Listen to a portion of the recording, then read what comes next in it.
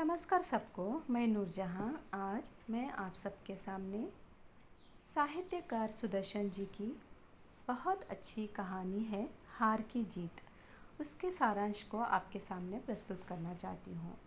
इस कहानी के सारांश को प्रस्तुत करने से पहले इसके अंदर आने वाले जो पात्र हैं उनके नाम बताना चाहती हूँ। बाबा भारती, डाकू खड़ग सिंह, सुल्तान, ये घोड़ा है। तो यह प्रस्तुत जो कहानी है, इस कहानी का नाम है हार की जीत। इस हार की जीत कहानी में एक बहुत ही प्रख्यात डाकू है, उसका हृदय किस तरह से परिवर्तन किया जाता है, उसकी घटना का वर्णन इस कहानी में किया गया है। एक गांव में एक छोटा सा मंदिर था। उस मंदिर में एक संत रहते थे, उनका नाम था बाबा भारती। बाबा भारती के पास एक बहुत ही सुंदर, सुडौल, खूबसूरत एक घोड़ा था। उसकी मशहूरी बहुत दूर दूर तक फैली हुई थी कि यह घोड़ा कितना खूबसूरत था। बाबा भारती सब कुछ छोड़ सकते थे अपनी ज़िंदगी में, मगर सुल्तान का साथ कभी नहीं छोड़ सकते थे। उनके पास जो कुछ भी ऐशो आराम की ज़िंदगी थी, जितना भी पैसा था, जो भी प्रॉपर्टी थी, जो धन दौलत था, सब कुछ इन्होंने त्याग करके एक साधु बन चुके थे, मगर इन्होंने अपनी ज़िंदगी में सुल्तान को कभी नहीं छोड़ा था और छोड़ना भी नहीं चाहते थे। इन दोनों के बीच का जो प्यार था, एक माँ और बेटे के बीच का जो प्यार रहता है, उस तरह का संबंध इन दोनों के बीच में था।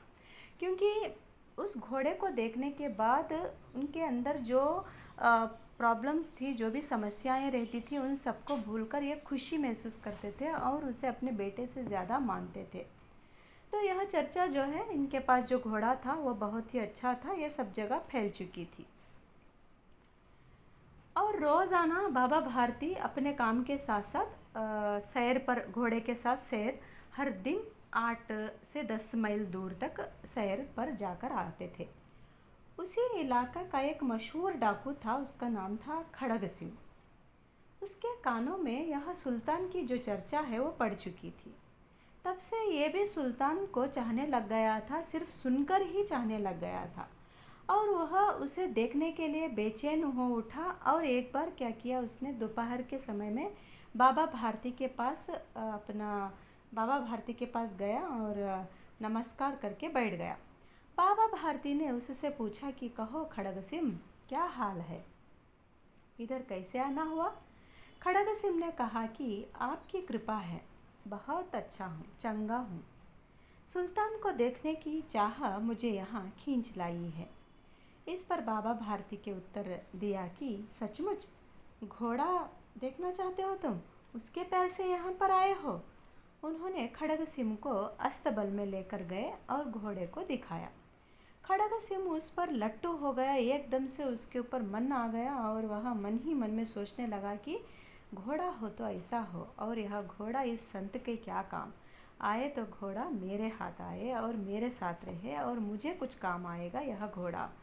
वहाँ से जाते जाते वह बोला कि बाबा जी, मैं यह घोड़ा आपके पास ना रहने दूंगा। यह सुनकर बाबा भारती को डर होने लगा और डर के मारे हर रात नींद नहीं आ रही थी उन्हें। वे सारी रात अस्तबल जाते और घोड़े को देखते और वापस आते, जाते घोड़े को देखते और वापस आते। इस तरह से जब से यहाँ से खड़ग सिंह बोलकर गया, उस दिन से उनकी नींद जो है वो हराम हो चुकी थी और उस घोड़े की रखवाली रात दिन करने लगे थे। एक दिन संध्या के समय बाबा भारती घोड़े पर सवार होकर घूमने जा रहे थे। अचानक उन्होंने एक आवाज़ सुनी, ओ बाबा, इस कंगाले की बात सुनते जाना। उन्होंने देखा एक अपाहिज एक पेड़ के वृक्ष के नीचे बैठा हुआ है। बाबा भारती ने पूछा, अरे तुम्हें क्या तकलीफ़ है? वह बोला, मैं दुखी हूँ, मुझे पास के रामवाला गांव जाना है। मैं दुर्गादत्त वैद्य का सौतेला भाई हूँ, मुझे घोड़े पर चढ़ा लो। बाबा भारती ने उस अपाहिज को घोड़े पर चढ़ा लिया और स्वयं लगाम पकड़कर चलने लगे। अचानक लगाम को एक ऐसा झटका लगा और लगाम उनके हाथ से छूट गई। अपाहिज घोड़े पर तन कर बैठ गया।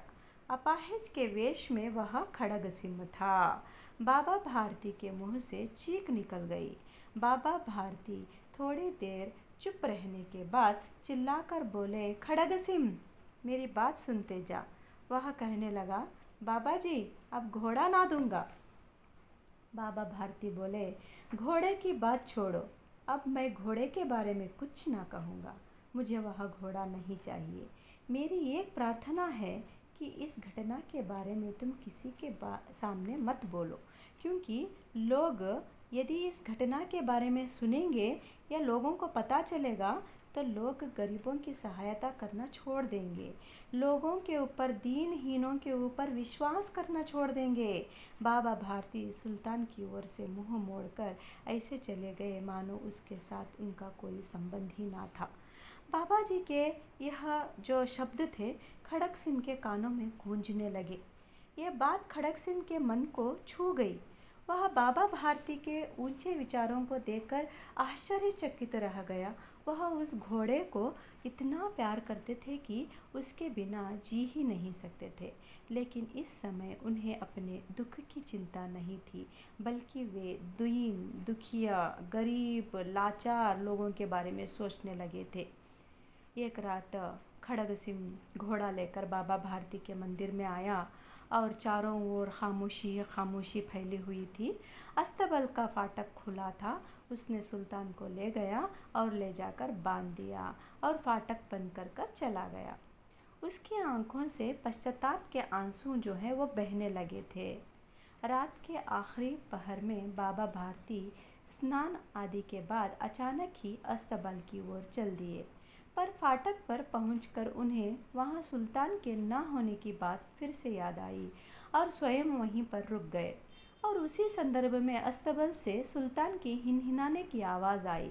तो एकदम से बाबा की जो अंदर जो तकलीफ़ थी, जो समस्या थी, जो सुल्तान से दूर होने वाली बात थी, उससे वो दूर हो गए, एकदम से आनंदित हो गए और वो दौड़ते हुए अस्तबल में आए। एकदम से प्रसन्नता उनके अंदर रग रग में दौड़ने लगी और दौड़ते हुए अंदर आए और देखा कि अरे मेरा सुल्तान आ गया है, तो उससे लिपट गए। जैसे कोई पिता अपने बिछड़े हुए पुत्र से मिल रहे हों, उस तरह से यह बिछड़े हुए घोड़े से मिले और वह बोले कि अब कोई गरीबों की सहायता से मुंह नहीं मोड़ेगा, अब हर व्यक्ति गरीबों की सहायता करेगा।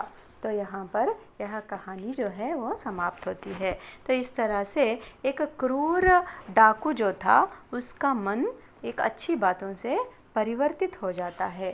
कितना भी बुरा व्यक्ति क्यों ना हो, अच्छी बातों से हम उन्हें परिवर्तित कर सकते हैं। यह इस कहानी का सारांश है। धन्यवाद सबको। मैं आशा करती हूँ कि यह कहानी आपको समझ में गई होगी। फिर से नई कहानी के साथ मैं प्रस्तुत हो जाऊँगी। धन्यवाद सबको। नमस्ते।